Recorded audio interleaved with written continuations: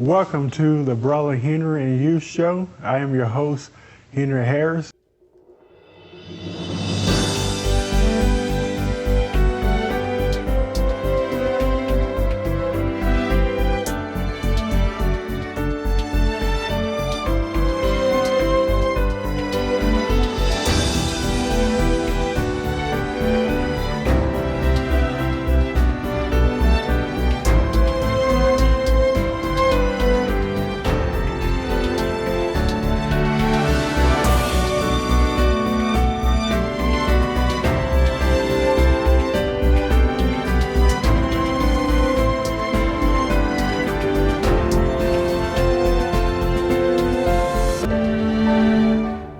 Today we will go into part 3 of our series called Religious Trauma.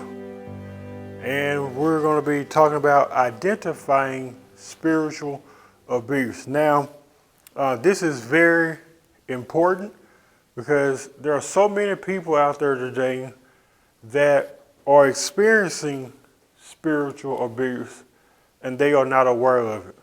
So if anything, what I want to do, I want to bring you to an awareness of that. I want you to awaken to that so that when you see these type of abuse and situations happening, you can do something about it. Many in the Christian community have been in denial. We're talking about not for days, but for years about spiritual abuse. Many of whom are in denial don't even know what it is. And many are experiencing it and may not even be aware of it. And that's the problem. If you are a part of a religious establishment or a church, can you identify or can you tell if you are experiencing religious trauma? Can you tell if you are experiencing spiritual abuse? Many people are not aware of it. But I'm here to tell you today that spiritual abuse is real. It is not fake. It is not an illusion. It is as real as your very life. It is important to be able to identify spiritual abuse. That way we know how to handle it in a more effective way. What is spiritual abuse? Spiritual abuse is any attempt to exert power or control over someone else. This can be associated with an organization or a personal relationship with someone.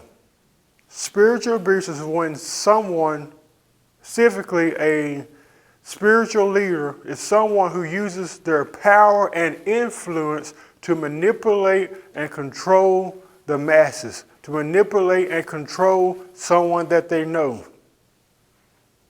How many in ministry today you know that's doing that?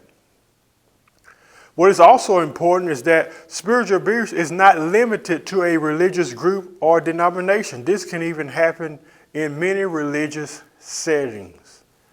Spiritual abuse is when a person uses their power and authority to intimidate others. They intimidate others. And the only reason why they intimidate you is to control you.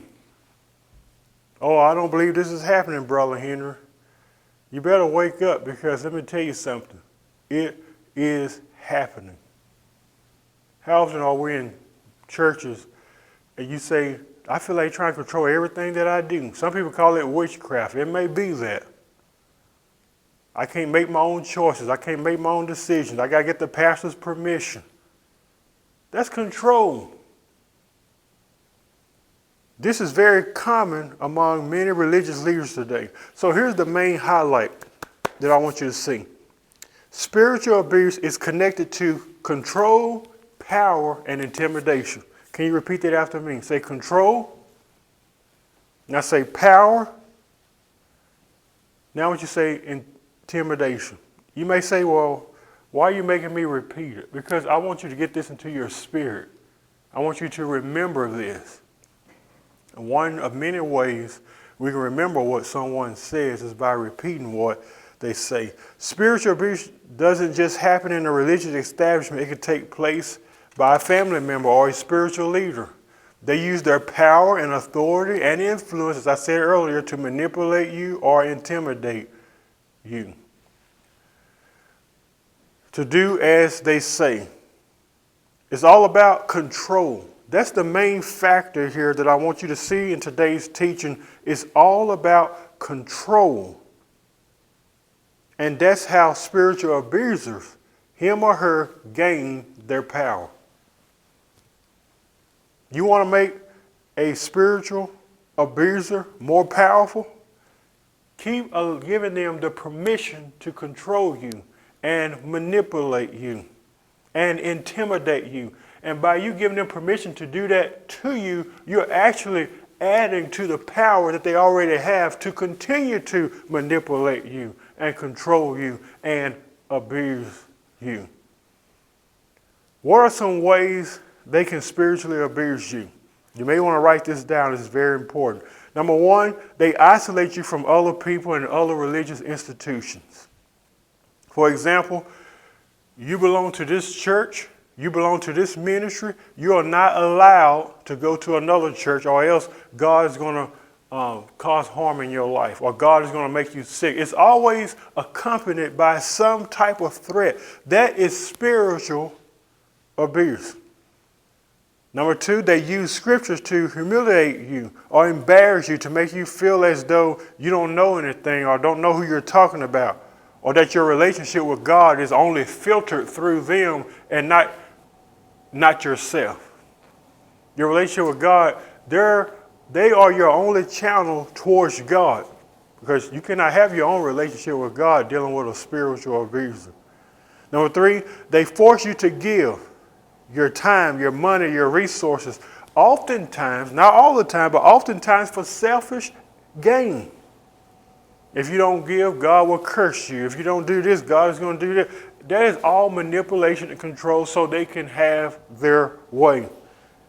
Number four, you're pressured to do things against your will. You really don't want to do it, but because he's my pastor, I have to do it, or else. Or else what?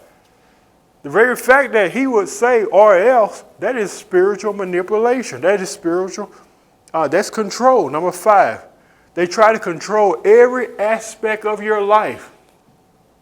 And many of you know what I'm telling you is the truth, because it's resonating with you right now.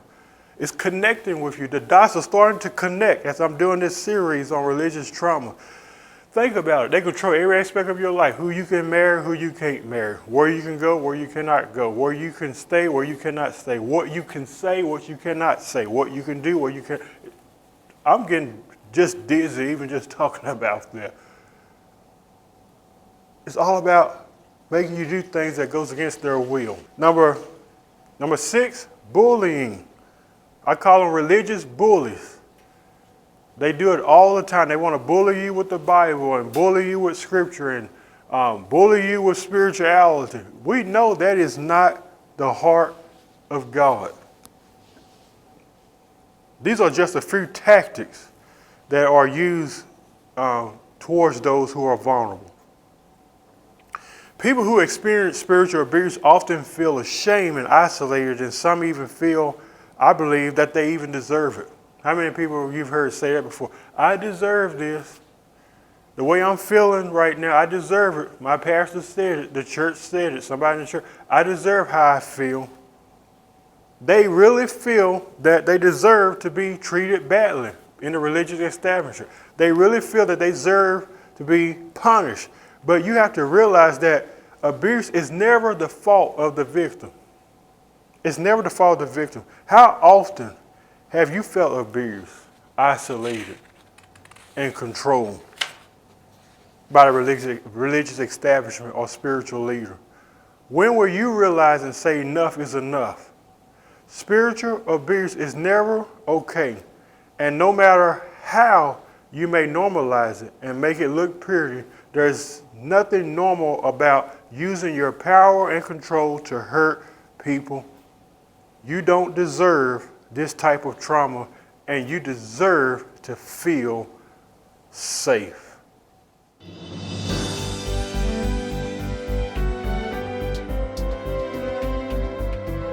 We hope you have enjoyed today's program. We want to connect with you. Visit us at facebook.com/The Brother Henry and You Show, or visit us on our YouTube channel at youtube.com/Henry Harris 100.